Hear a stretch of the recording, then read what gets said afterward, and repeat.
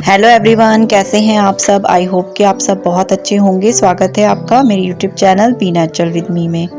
तो फ्रेंड्स, आज की वीडियो में मैं आपको ये बताने वाली हूँ कि किस तरीके से आप भी अपने मोगरा के प्लांट में इतनी भर भर के फ्लावरिंग पा सकते हैं। तो मैंने अपने पौधे में क्या क्या ट्रीटमेंट की है, क्या क्या मैं उसकी केयर करती हूँ कि मेरे प्लांट में इतने सारी फ्लावरिंग हो रखी है। तो आप बने रहिएगा मेरी वीडियो में एंड तक।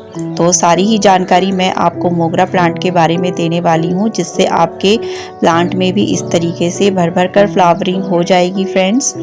तो शुरुआत में ही एक हम्बल सी रिक्वेस्ट भी मैं करना चाहूँगी फ्रेंड्स कि अगर मेरी वीडियो ज़रा सी भी पसंद आती हो तो प्लीज़ मेरे चैनल को प्लीज़ सब्सक्राइब ज़रूर कर दीजिएगा, वीडियो को लाइक कीजिएगा, बेल आइकन प्रेस करना बिल्कुल मत भूलिएगा, ताकि जब भी कोई मैं नई वीडियो डालूँ उसकी जानकारी आपको मिल सके और आप मेरी वीडियो को देख सकें।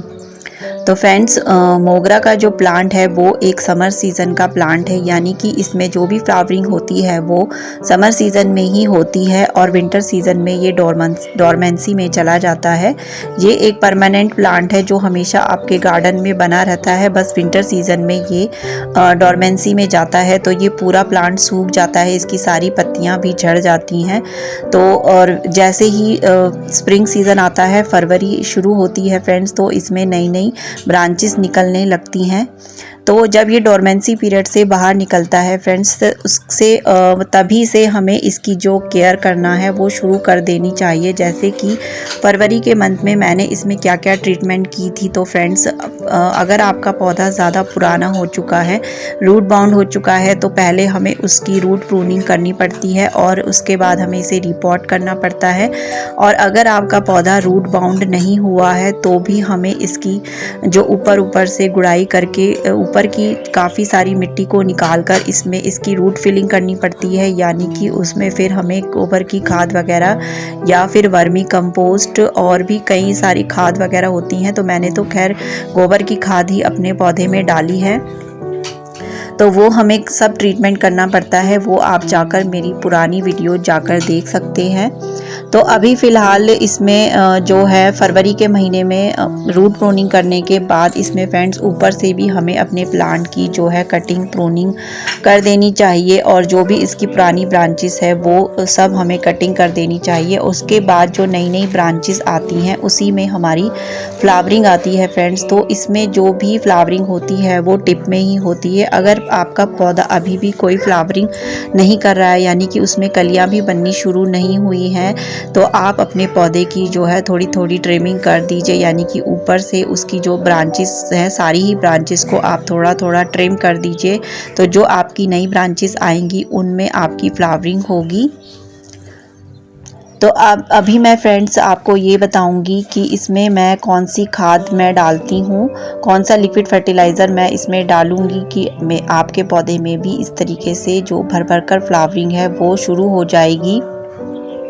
तो जो भी इसके स्पैंड फ्लावर्स होते हैं फ्रेंड्स, हमें उनको कट कर देना चाहिए, उनको हटा देना चाहिए, क्योंकि जब पुराने फ्लावर्स स्पैंड हो जाते हैं उसके बाद जब उनको हम हटा देते हैं, उनकी कटिंग कर देते हैं, तो उसके बाद फिर नई नई ब्रांचेस निकलती हैं और उन्हीं नई नई ब्रांचेस में फ्रेंड्स हमारी बड्स बनती हैं, कलियाँ बनती हैं, और तब हमारे प्लांट में फ्लावरिंग होती है। तो जो भी स्पैंड फ्लावर्स होते हैं उनको हमें, उनकी जो ब्रांच होती है उनको हमें थोड़ा थोड़ा कट करके हटा देना चाहिए।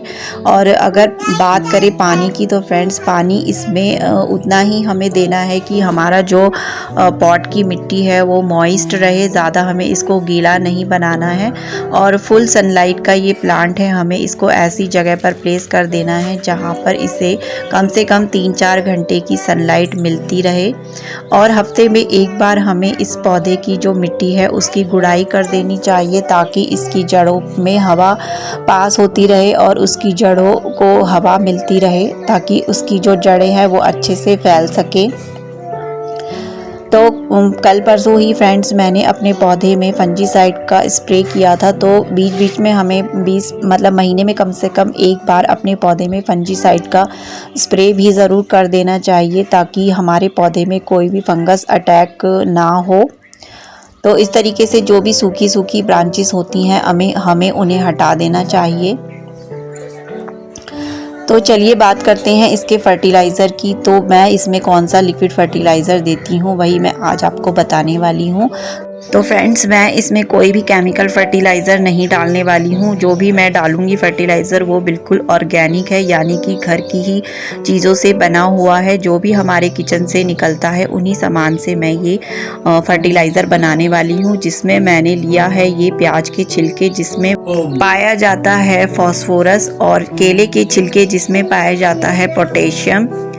तो ये दोनों ही चीज़ें फ्रेंड्स हमारे किचन में बहुत आसानी से मिल जाती हैं, और केले के छिलके पोटेशियम का बहुत रिच सोर्स होते हैं। तो अगर हम अपने पौधों को ऑर्गेनिक फर्टिलाइज़र यानी कि ऑर्गेनिक चीज़ों से फर्टिलाइज़ करना चाहते हैं तो हम इन चीज़ों का यूज़ कर सकते हैं, जो कि केमिकल फर्टिलाइज़र से बहुत ज़्यादा बेहतर होता है फ्रेंड्स। और नाइट्रोजन के लिए मैं दूंगी इसमें चाय की पत्ती, तो जिसमें बहुत ज़्यादा नाइट्रोजन की मात्रा पाई जाती है। तो ये अनयूज्ड चाय की पत्ती है 1 चम्मच। अगर आप यूज्ड चाय पत्ती को यानी कि जो यूज्ड चाय पत्ती होती है उसको सुखाकर रख लेते हैं तो आप उसके 2 चम्मच ले सकते हैं। तो मैंने इसमें अनयूज्ड चाय की पत्ती ली हुई है। और उसके बाद हम इसको फ्रेंड्स पानी से भर देंगे और रात भर इसको हम ऐसे ही छोड़ देंगे, क्योंकि गर्मी है तो एक रात छोड़ने से ही हमारा फर्टिलाइज़र बन जाता है। अगर सर्दियां होती हैं तो तब हमें 2 या 3 दिन इसको छोड़ना पड़ता है। तो पूरी रात रखने के बाद फ्रेंड्स सुबह मैं आ गई हूँ अपने गार्डन में। तो फ्रेंड्स, फर्टिलाइज़र देने से पहले जो अगर हम लिक्विड फर्टिलाइज़र देते हैं तो हमें उससे पहले अपने पौधे की जो मिट्टी है उसकी थोड़ी थोड़ी गुड़ाई कर देनी चाहिए, ताकि हमारा जो फर्टिलाइज़र है वो पूरा जड़ों तक पहुंच सके।